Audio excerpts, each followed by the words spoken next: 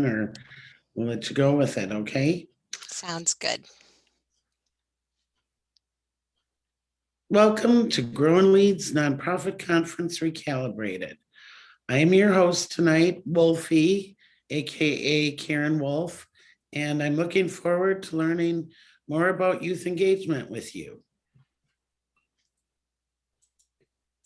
Tonight's webinar is the fourth in our series. In May, we will be presenting on operations and strategic planning.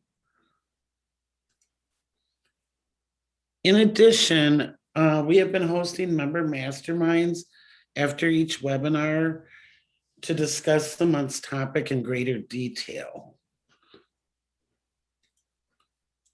And as far as housekeeping, we've got the Q&A box that Victoria will be keeping an eye on throughout. And at the end of the session, we'll have some time for questions.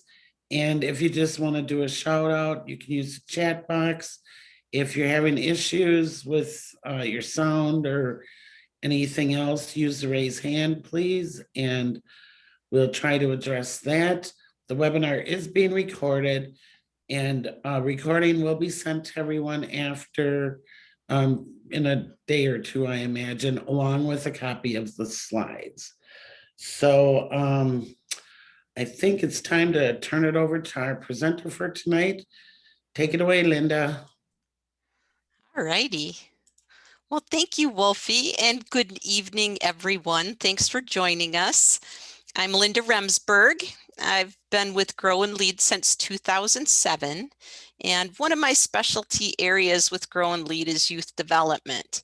Prior to working with Grow and Lead, I was the director for many years of 818 Media, which is the youth news bureau at the UP Children's Museum.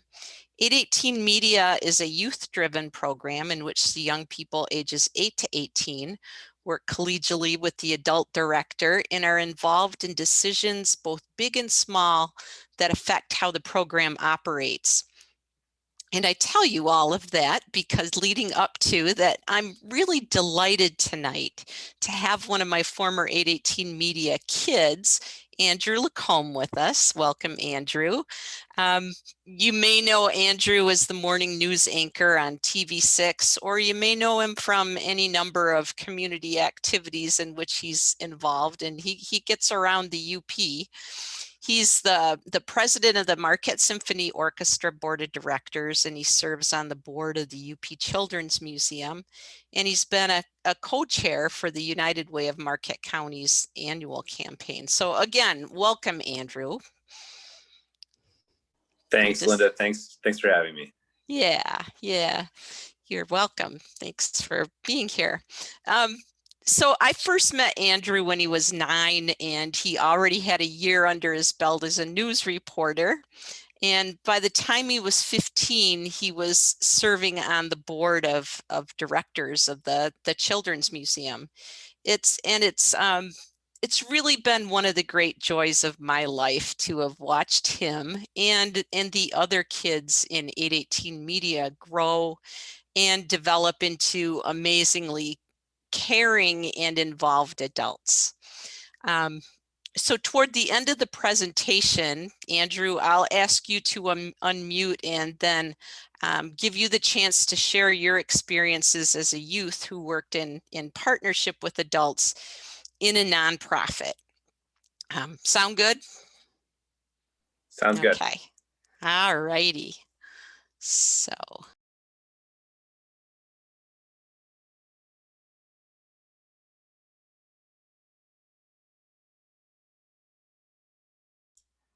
Oops, I muted myself there, excuse me.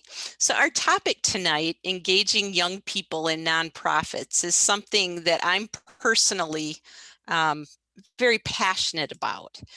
And it's something that we're all passionate about at Grow and Lead.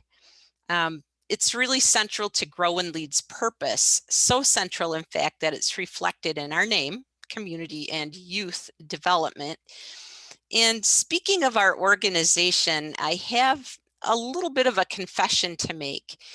even though Grow and Lead provides training and consulting to keep nonprofits, to help nonprofits meet their missions more effectively, as a nonprofit ourselves, we struggle with many of the same challenges that you do. And over the past years, we've wrestled a bit with articulating who we are as an organization and what we do regarding young people. I know some of you know Grow and Lead very well, and some aren't as familiar. And I think it might be helpful to briefly share where we've come from regarding youth development and how we've gotten to where we are today as an organization that helps nonprofits build their capacity to meet their missions. And our journey speaks directly to our topic tonight. So Grow and Lead began as part of the W.K. Kellogg Foundation and its 20-year commitment to improve the youth environment in Marquette and Elger counties. Under Kellogg, we provided grants to help establish and support youth serving organizations. We provided training around positive youth development, adopting the research-based framework of 40 developmental assets for youth, and we mobilized all sectors of the community to work together to support young people. In our work with youth serving organizations, we found that not only did they want training and support around youth development, but they also wanted and needed training and support in operating and sustaining their organizations. And this led us to take on the role of a support organization for nonprofits, not only youth serving organizations, but nonprofits of all missions. We know that a strong nonprofit community is essential for healthy youth and families.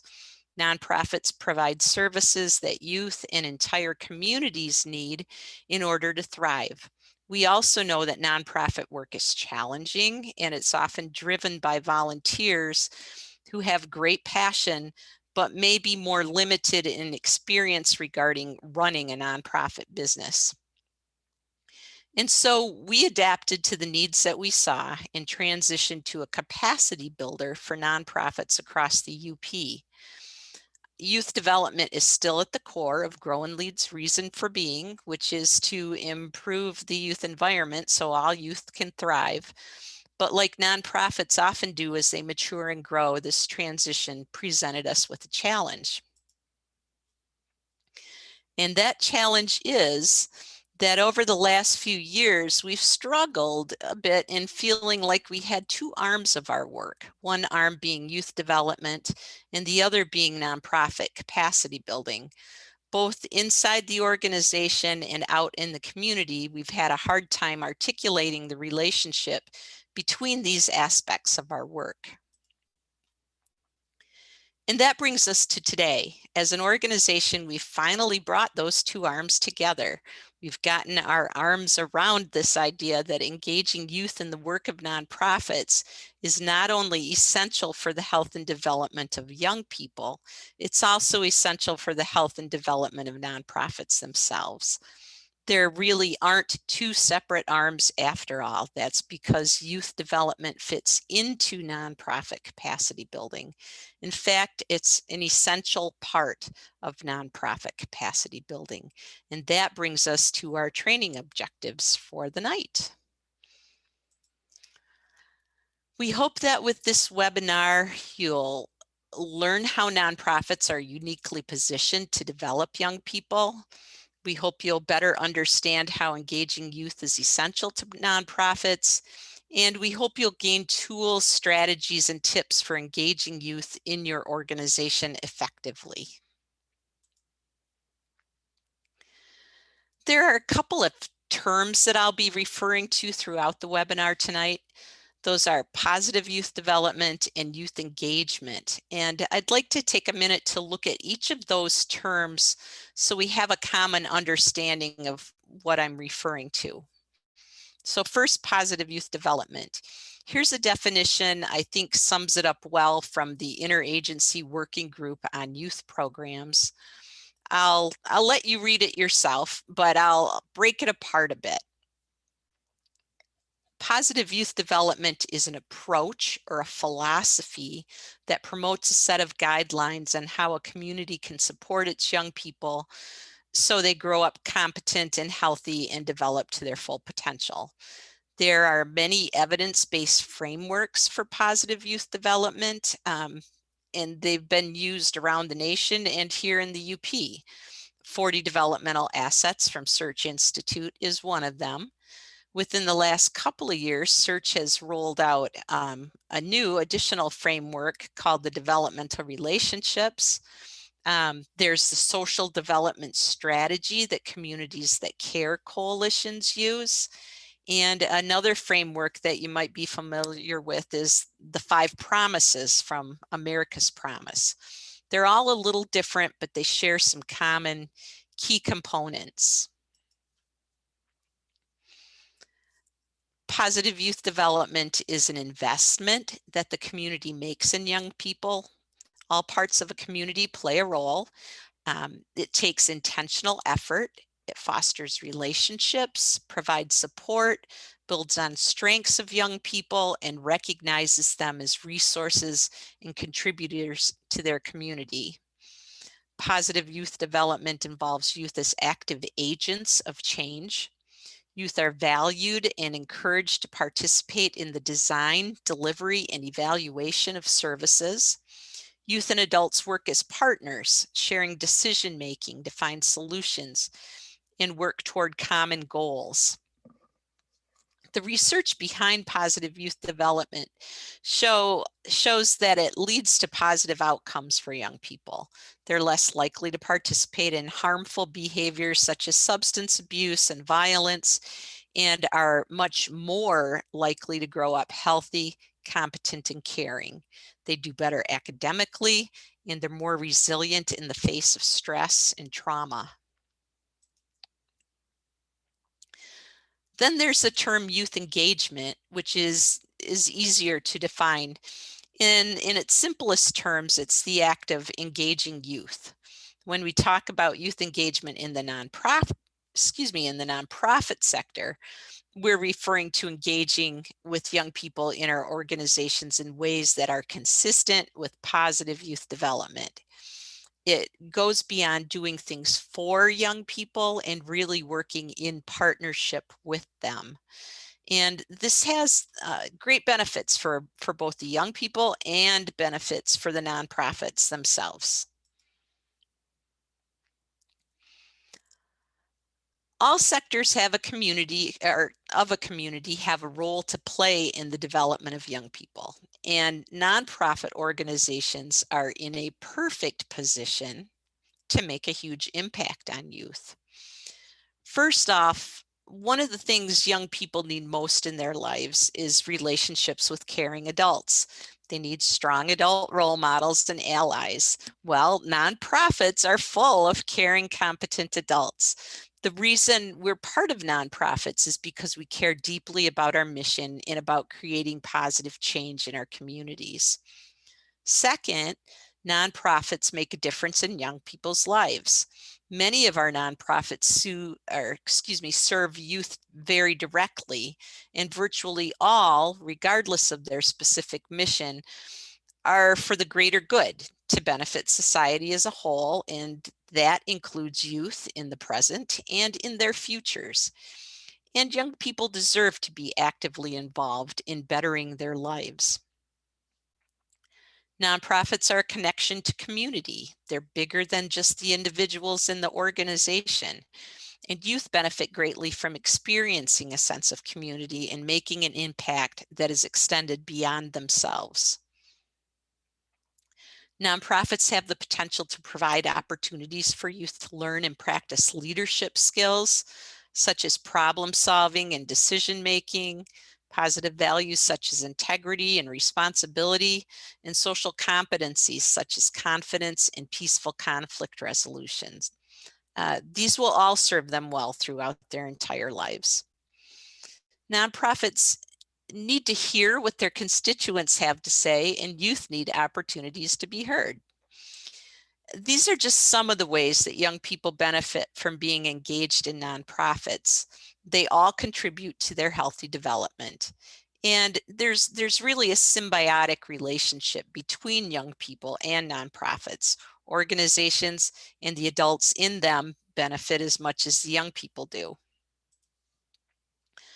So let's look at a few of the benefits for the adults in nonprofits. First, young people bring new perspectives and new ideas. They see things that adults might miss. They see things in different ways, through a different lens. And this can lead to new strategies and solutions to long-standing problems. Young people bring energy that's rejuvenating and refreshing and can boost morale. They bring the fun. In my experience, having youth in the room with a group of adults lightens the mood and brings out the best in everyone, especially the adults. Engaging youth in the work of nonprofits has benefits for all nonprofits, but for nonprofits that serve youth, it's even more important in that it helps adults better understand the needs of youth, which is essential to the relevancy of their programs and services. It also helps adults to feel more connected to the young people their organization serves. So where does youth engagement fit into the work of nonprofits? Well, it fits in a number of places, and I have an illustration for that. So imagine for a minute that there's a store where you can buy a kit to build a nonprofit, like a Lowe's or an IKEA for nonprofits. And you buy this nonprofit in a box and you take it home to assemble. And as you tear open the box and reach in, you start pulling out big pieces, and you find one that's labeled community engagement, and you find one that's labeled human resources, and one that says governance. And these are all important pieces that make up a nonprofit. You also find a big bag that's labeled youth engagement that holds a bunch of smaller pieces.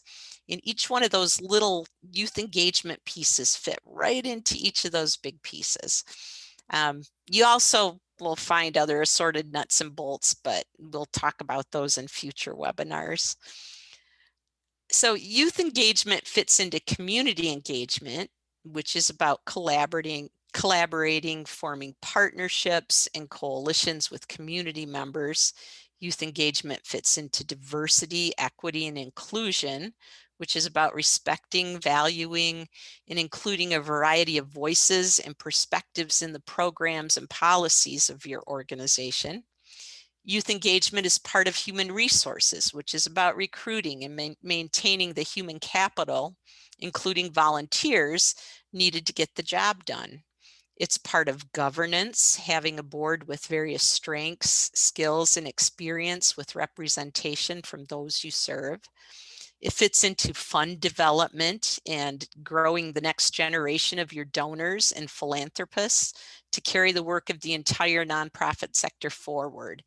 And finally, it fits into leadership succession, assuring that you have people who are invested advocates of your organization, who are competent and able to lead it into the future. And when all of these pieces are assembled, you end up with a structure that is functional, stable, and will last a long time. In other words, you have sustainability, and sustainability is the name of the game in nonprofits. Through engaging young people, you're able to sustain your organization. And that's how youth engagement is essential to your nonprofit.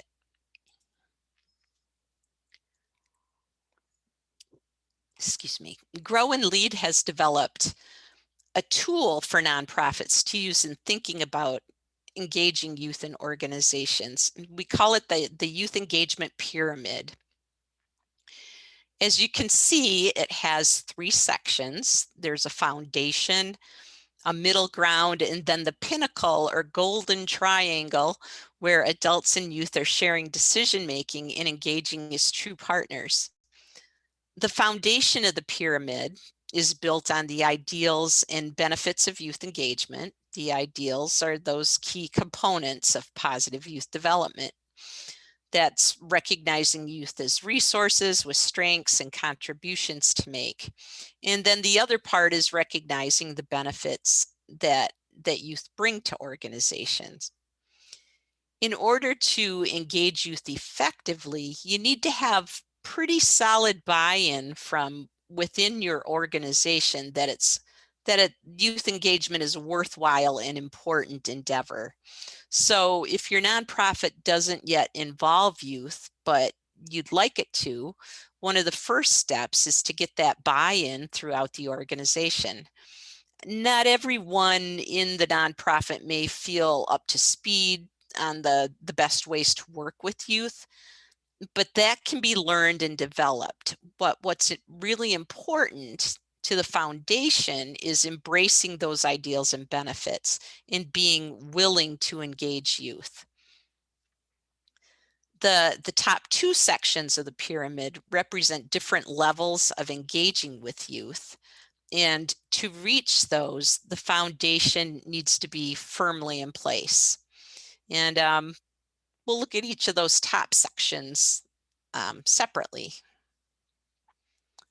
So I'm going to skip over the middle section just momentarily and go right to the top, the golden triangle of adult and youth partnership. This represents the highest level of adults working with young people. It's where adults and youth share meaningful decision-making, or in other words, share power. As adults, we like to feel in control, and it can be uncomfortable to share power, even with other adults, let alone teenagers. But that shared power is the critical element in helping young people develop true leadership skills. It's transformative for them. It's really where the magic happens. And one of the prime ways we can share power with young people is inviting them to join us on our boards of directors. In Michigan, anyone 16 or older can serve as a voting member on a nonprofit board. The other caveat being that the number of 16 and 17-year-old board members can't legally exceed half the number required for a quorum. Now, engaging youth on your board is not a simple undertaking, but then neither is engaging adults on a board. Both involve a lot of preparation, setting and maintaining clear expectations, consistent communications, and lots of nurturing. It's an ongoing process of building and sustaining a relationship. Another high-level structure to engage young people in your organization is involving them in designing and delivering programming. If you're providing programs for youth, you really need to be working with them in the process. You need their insight and perspective because they're the ones that know what they need, what they like, and what works for them. As with youth on boards, engaging youth in programming also takes nurturing and communication. That's because you're building a sustained relationship with the youth. And the key ingredient is that shared decision-making, relinquishing some of the power to them to determine how those programs look and operate. The middle section of the pyramid is a place where a lot of organizations that engage youth tend to operate. And this is where adults consult and inform youth. It's one step short of full-blown youth and adult partnerships. It does have benefit for youth and for your organization, but it's not likely to have as great an impact as sharing decision-making power has. An example of consulting and informing youth would be, for instance, conducting a focus group with youth in which you explain to them what your intentions are, why you're seeking their input, and what you plan to do with the information gained from them. Then you consult with them to learn about their experiences, their preferences, and their opinions. Informed by their voices, you then take whatever action you determine is necessary. That may be putting different programs or services in place or advocating for a certain policy, for instance. Youth volunteer programs, youth advisory boards, and youth committees or youth on committees also often operate at the level of consulting and informing youth. It's not a bad place to be. There's a secret ingredient at this level too, and that is youth voice. When young people have the opportunity to speak out on issues that affect them and they feel that they are being heard, that's very empowering for young people. And what they have to say matters. Their perspectives on current issues are extremely relevant to finding solutions, in that they aren't looking so much at how things have been, but how they are now. Youth have the biggest stake in the future, since they'll be around longer than we adults will.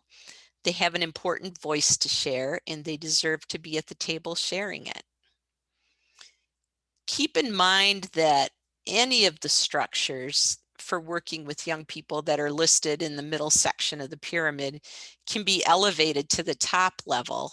And what it takes to get there is adding in that key element of shared decision-making power. Youth having a voice is powerful, but when it's combined with shared power, that's when it's transformative. Take the focus group, for instance. You could use that as a jumping off point for working together with the young people in an ongoing relationship, setting action steps toward shared goals. Now you've gone from consulting and informing youth to a true partnership.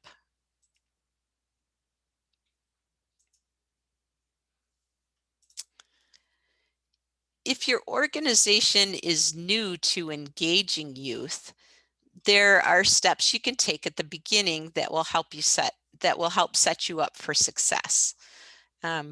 First, assess your organization's readiness. Have conversations with staff and your board about the pros and cons of bringing youth into the organization. Address any concerns or assumptions adults have about the capabilities of youth or the challenges they may present. Adults will undoubtedly be at different levels of enthusiasm and readiness, and you may need to provide some group preparation and training to help bring them to consensus. Determine what structures for engaging youth make the most sense for your organization. Maybe you want to start with offering some volunteer opportunities for youth in your programming, or maybe invite youth to be part of a committee. Maybe an all youth advisory board makes the most sense.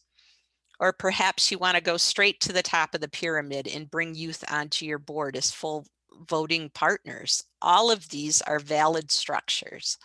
Do whatever your organization needs and is ready for. Just be reasonably confident before you start that you have the means to support, nurture, and expand the growth of the young people that you recruit to work with you. As for recruiting, here are some tips to consider. If your organization serves youth, start by looking among those you serve. They may already feel a connection to your organization and want to be more involved. And as I mentioned earlier, having a relationship with those you serve helps you stay relevant in your programs and services. Second, start young and nurture. Voting board members need to be at least 16, but that doesn't need to stop you from bringing in younger youth in a non-voting capacity. At Grow and Lead, we've had success over the years recruiting 15-year-olds as members in training. They participated in board meetings in a non-voting capacity as part of a mentoring / orientation / consulting period before they turned 16 and transitioned to voting. You can ask your staff and board to use their own networks to identify prospects. A personal ask from an adult that the young person knows and trusts is one of the most effective ways to recruit. A personal ask from another youth is even better. So if you're already engaging youth, and encourage them to help identify and talk with prospects. It can also be helpful to reach out to school personnel for recommendations. Look for youth who are interested but not overcommitted, and keep an open mind about who you recruit.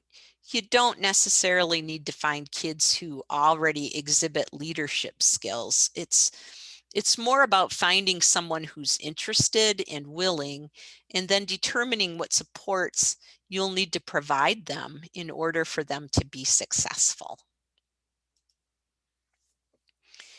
Here are some additional best practices for engaging youth in nonprofits.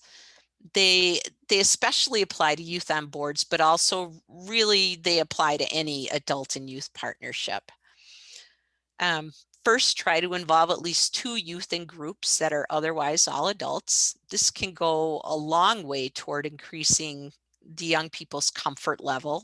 It also helps prevent tokenism, which is when it appears that youth are experiencing shared power with adults, but in reality, they have little choice or voice. Provide a robust orientation so youth know up front what to expect and what is expected of them. Even if they're somewhat familiar with your organization, they'll likely need to learn more about its purpose, its mission, its history. Help them get to know staff and the other people in the group they'll be working with, what their roles and responsibilities are, and how the group operates. Provide any training or support they need. For instance, if they're coming onto your board, they may need training in Robert's Rules of Orders, or they may need help learning to read financials. Keep the meetings youth friendly. Provide snacks and water whenever possible. Everyone, especially youth, appreciates and benefits from that. Start your meetings with an icebreaker or an inclusion activity to set an upbeat and welcoming tone. These help everyone to get to know one another and to be comfortable sharing. Be intentional about involving the youth in discussion. Ask for their input, but be sensitive to putting them on the spot, especially if they're new to the group. Opportunities for the youth to talk with an adult elbow partner or in a small group can help ease them into speaking out in a large group. Address and minimize barriers to youth participation, such as meeting times and transportation. Those are 2 big ones. You may have to be more flexible in scheduling meetings after school hours, for instance, and you may have to provide for their transportation to and from meetings. Celebrate their progress, strengths, and successes. This is good advice for group members of any age, and especially helpful to the healthy development of young people. You might consider assigning an adult group member as an official mentor to check in with the youth regularly and to help ensure that they're getting the support they need. And all adult group members can unofficially mentor, and all should share in modeling inclusive, collaborative behavior.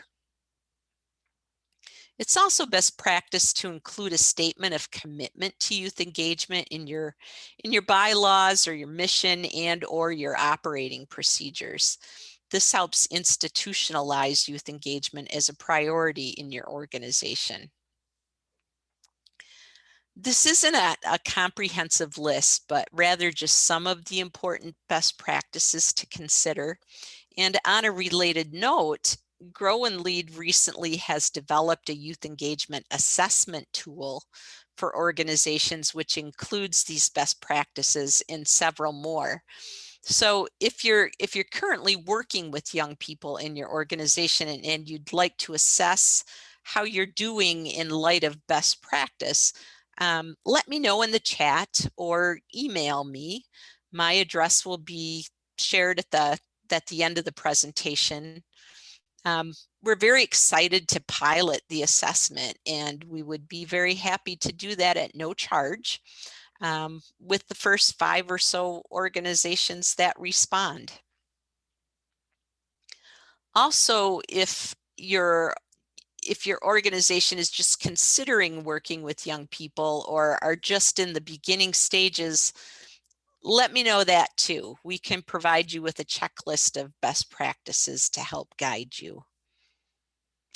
And I have one more slide before I ask Andrew to join us again, so you can hear about his experiences as a youth and how that's impacted his community engagement as an adult.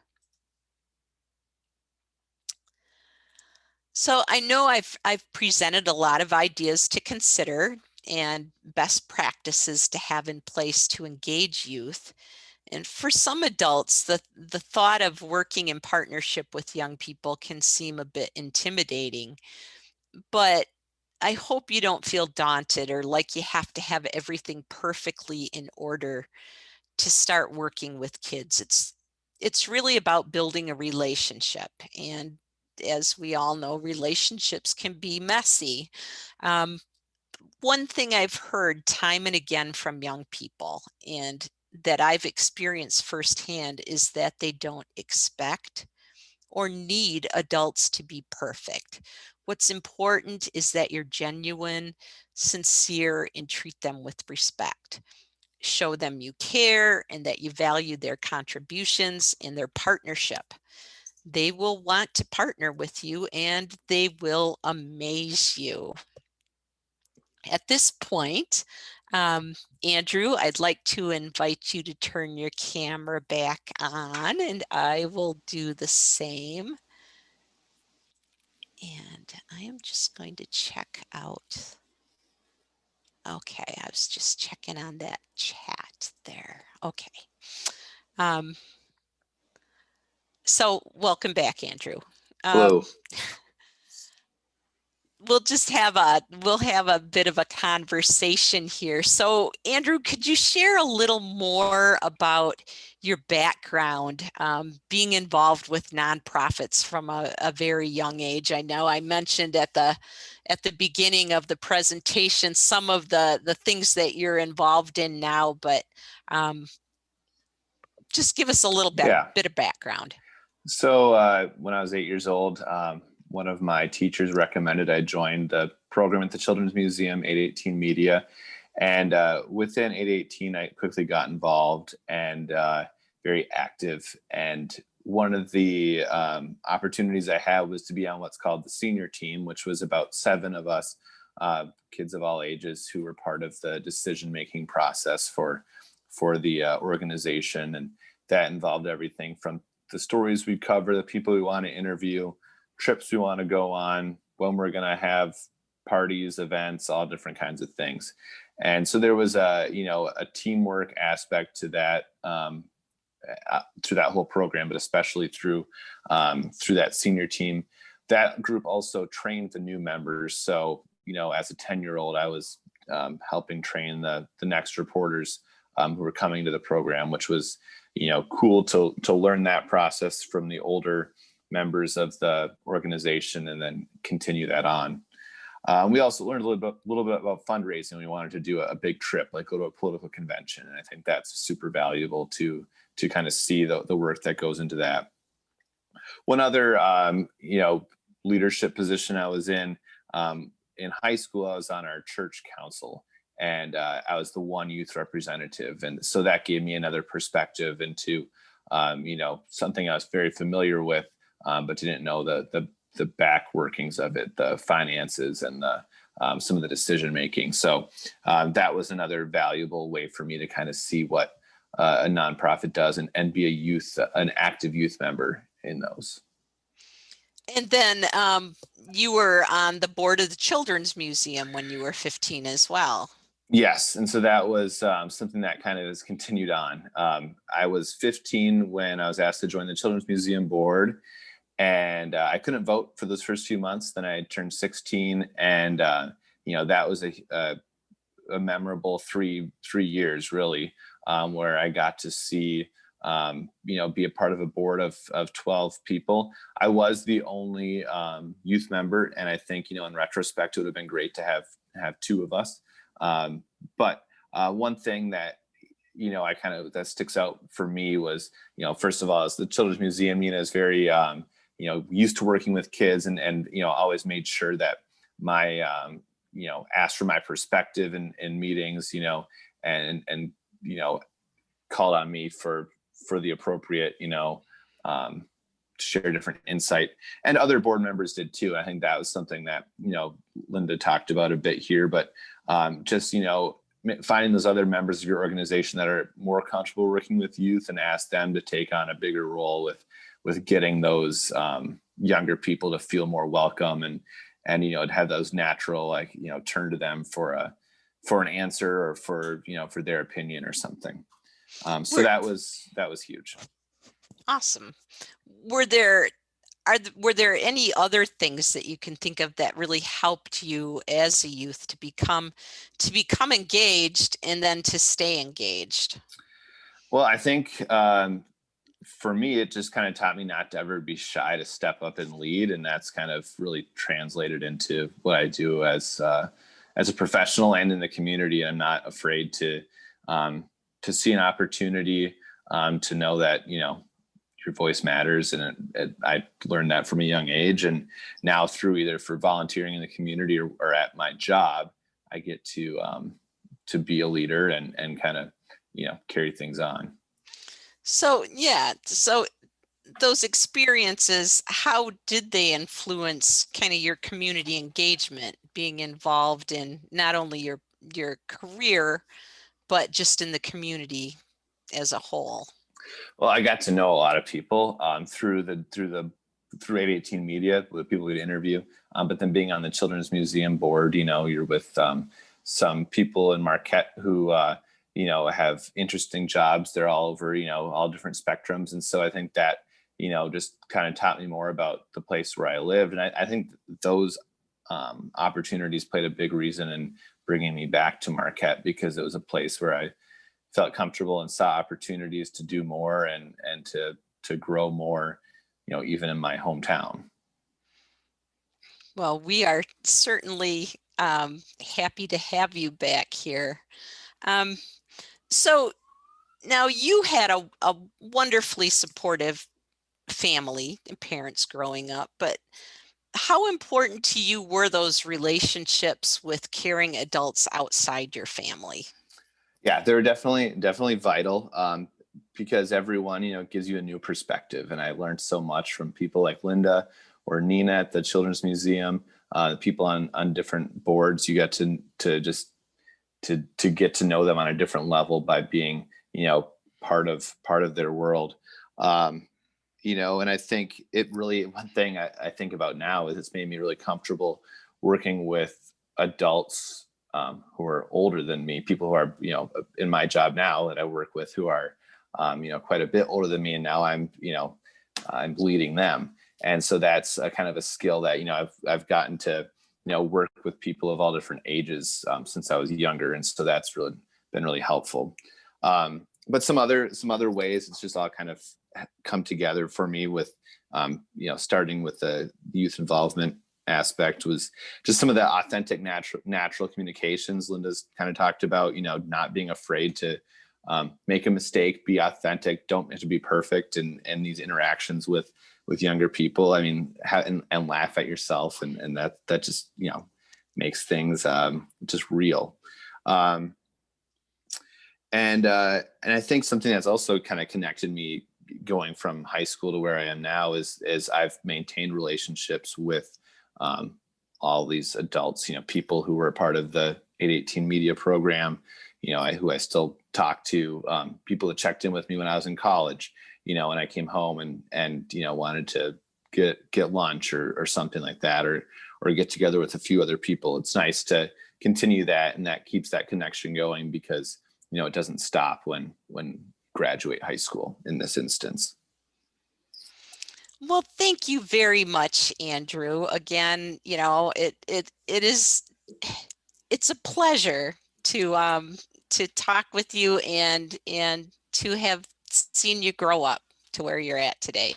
So, well, thanks for thank everything. you. Yeah, thanks. Yeah, thanks for Yeah. having me. So we're getting, it's 6:45. We're getting close to our end time. So I want to move into Q&A here pretty soon. But before we do, I'd like to remind you all of the member mastermind session that's will be next Tuesday at 3 o'clock. This is for Grow and Lead members only. It'll be an opportunity to dig deeper into any of the areas we touched on tonight that you'd like to put in a more, but it will be in a more informal format. And it'll be an opportunity for sharing and learning from one another. And I look forward to seeing you there. So from here, let's move into Q&A. If you haven't already, please type any questions you have for Andrew or me into the Q&A box. Wolfie, are there any questions that have come in yet? No, there is nothing in there. It was captivating information. So we'll give people a chance to plug in anything they want to go a little deeper into for tonight. You both were wonderful. Thank you so much.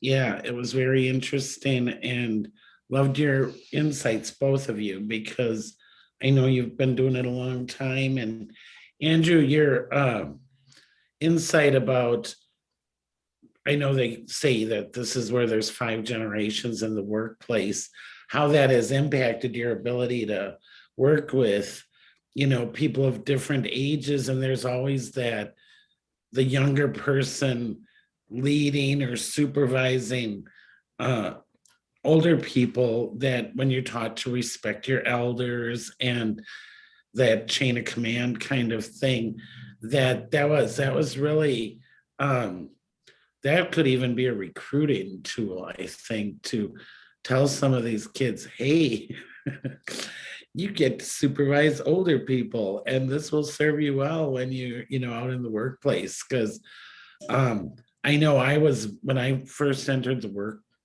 workplace, I was so nervous about older people that, to not be smarty pants or say the wrong thing, or I had a hard time though, like giving anybody direction if they were older than me. And sometimes you need to. So I just think that is a really great surprise benefit of the whole experience of being involved. Okay, I'm trying. There's nothing, no questions. Nobody's got any questions. Well, you must have covered everything. I guess so. Can't beat that. Well, and we have the mastermind next week too. So if Yes, anyone does come up with questions that they'd like to talk about, that's when we will address them. So thank you everyone for joining us tonight. Again, thank you, Andrew. Thank you, Wolfie. And thank you, Victoria, in the background, and our other support person. And I hope you all have a wonderful rest of the week. All right.